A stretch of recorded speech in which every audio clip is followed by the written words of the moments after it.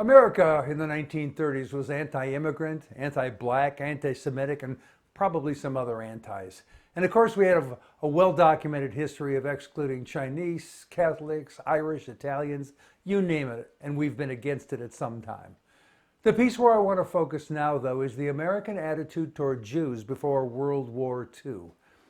Kristallnacht, a November night in 1938 of vicious Nazi violence against Jews, was seen as abhorrent by the vast majority of Americans. Yet later that same week, Gallup polled Americans about whether we should open our borders to those seeking refuge from Germany, and 72% said no. 2 months later, 67% of Americans opposed a bill to admit child refugees from Germany. We wouldn't even lift a finger to save children. It took the revelations of the Holocaust, 6 million people murdered, to reach a tipping point and begin to change public opinion.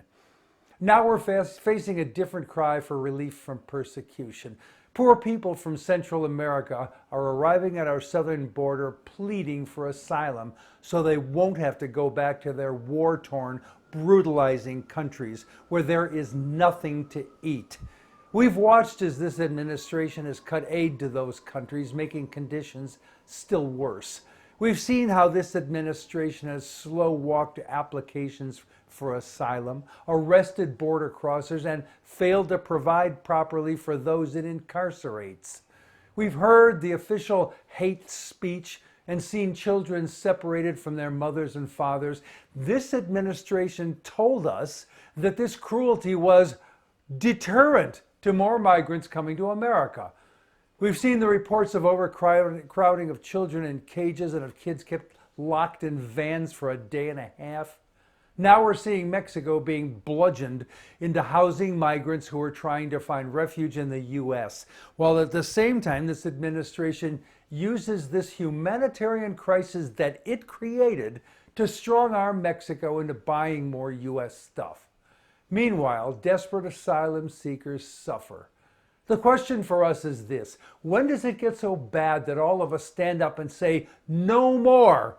Where is that tipping point? How much suffering will be so much that it isn't just a bunch of do-gooders shutting down the Tornillo child prison, but the overwhelming majority of us call out our official cruelty and demand proper humane treatment for these people?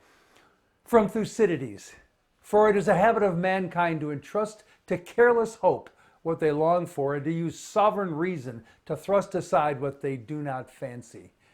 Perhaps our hoping for better isn't enough. Perhaps thrusting aside this savage reality we do not fancy isn't enough either.